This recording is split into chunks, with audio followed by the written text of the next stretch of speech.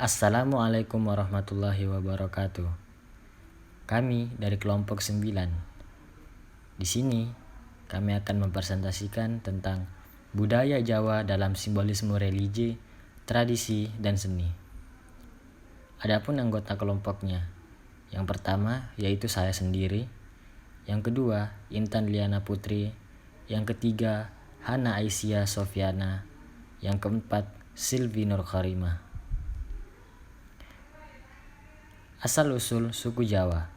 Berikut ini sejarah suku Jawa dari pendapat beberapa sumber. Yang pertama, Babat Tanah Jawa. Suku Jawa menurut Babat Tanah Jawa berasal dari Kerajaan Keling, di mana kerajaan dalam situasi kacau karena terjadi perbuatan kekuasaan atau perebutan kekuasaan. Kerajaan Keling atau Kalingga berada di daerah India Selatan. Ada salah satu pangeran yang kerajaan Keling yang tersisih dan pergi meninggalkan kerajaan bersama pengikut yang setia. Pangeran Keling bersama pengikut setianya mengembara hingga pangeran menemukan sebuah pulau terpencil yang belum berpenghuni. Mereka saling bahu-membahu dalam membangun pemukiman. Selain pemukiman, mereka juga mendirikan kerajaan dengan diberi nama Jawa Cekwara. Nah, keturunan pangeran tersebut dianggap sebagai nenek moyang suku Jawa menurut Babat Tanah Jawa. Adapun yang kedua, tulisan kuno India. Tulisan kuno India yang ditemukan menyebutkan bahwa zaman dulu ada banyak pulau di Kepulauan Nusantara pernah menyatu dengan benua Australia dan Asia. Tulisan kuno India tersebut menyebutkan seorang pengembara yang bernama Aji Saka. Ia berhasil mengembara ke beberapa penjuru hingga menemukan Pulau Jawa. Tulisan tersebut juga mengungkapkan bahwa Aji Saka adalah orang pertama yang menginjakkan kaki di tanah Jawa. Ia bersama pengikutnya dianggap sebagai nenek moyang suku Jawa. Yang ketiga yaitu menurut arkeolog. Asal-usul penduduk Jawa juga diteliti oleh ahli arkeolog. Menurut mereka, penduduk Jawa tidak terlepas dari asal-usul orang Indonesia sendiri. Mereka meyakini bahwa nenek moyang Jawa asalnya dari penduduk pribumi. Pendapat tersebut diperkuat dengan sebuah penemuan fosil manusia purba, Pithecanthropus erectus dan Homo erectus. Yang keempat, menurut sejarawan. Berbeda lagi dengan pendapat para sejarawan. Von Heinkelder menyebutkan bahwa suku Jawa hadir karena terjadi migrasi penduduk Tiongkok bagian selatan atau Yunan di Kepulauan Nusantara. Ia menyebutkan bahwa bahasa daerah di Indonesia mirip satu sama yang lainnya. Sehingga Dr. Kern menyimpulkan bahwa jika bahasa tersebut berasal dari akar yang sama, maka rumpun tersebut adalah Austronesia.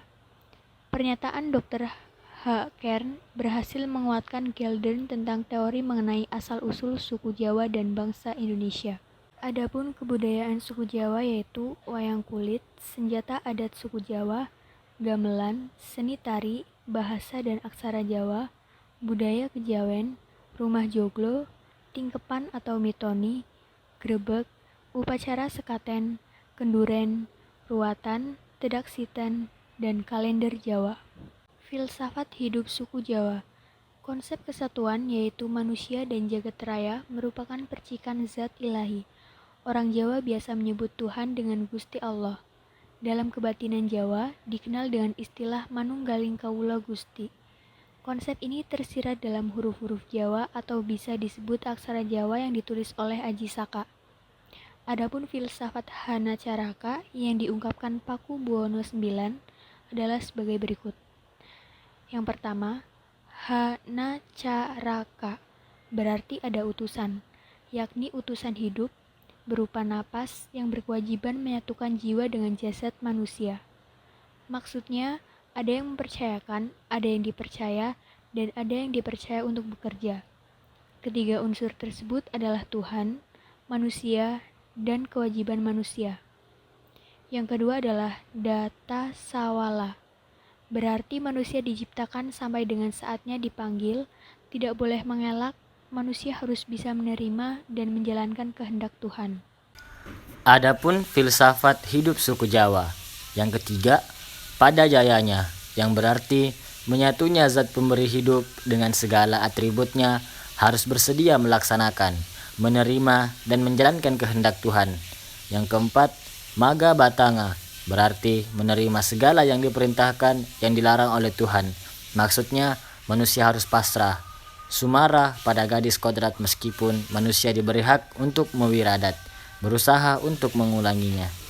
Simbolisme suku Jawa. Pengertian simbol. Simbol merupakan suatu media yang dapat menghantarkan manusia pada tujuan spiritualitas dirinya. Oleh karena itu, meyakini keberadaan simbol itu sakral, sangat dibutuhkan bahkan diharuskan jika manusia menginginkan adanya hidup yang sejati. Sejatining urip, yang dapat bersatu antara dirinya, alam, dan Tuhan.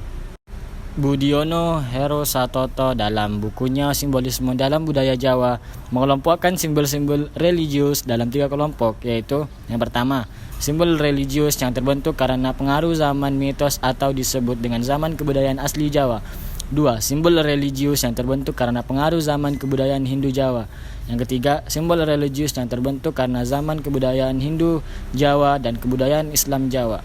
Yang selanjutnya ada maksud dan tujuan simbol.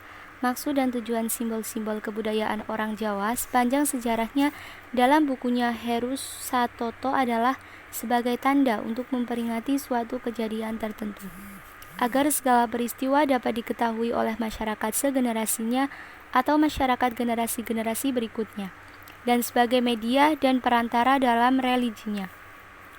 Masyarakat Jawa adalah masyarakat yang tidak dapat dilepaskan dengan simbol-simbol yang mempunyai beribu makna, sehingga memahami masyarakat Jawa hendaknya tidak melepaskan bagaimana masyarakat Jawa memaknai simbol-simbol tersebut dalam kehidupannya sehari-hari. Selanjutnya, simbolisme suku Jawa. Alam pikiran orang Jawa merumuskan kehidupan manusia dalam 2 kosmos atau alam, yaitu makrokosmos dan mikrokosmos.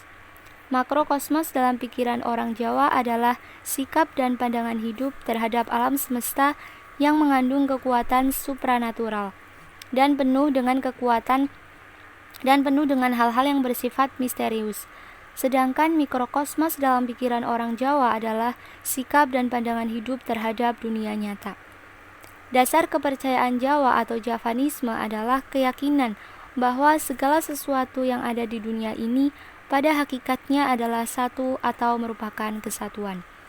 Orang Jawa percaya kepada suatu kekuatan yang melebihi segala kekuatan di mana saja yang pernah dikenal, yaitu kesakten, kemudian arwah atau roh leluhur, dan makhluk-makhluk halus dan lainnya yang menempati alam sekitar tempat tinggal mereka. Baik, itu tadi hasil presentasi dari kelompok 9. Jika ada kurangnya kami mohon maaf. Sekian dari kelompok kami. Wassalamualaikum warahmatullahi wabarakatuh.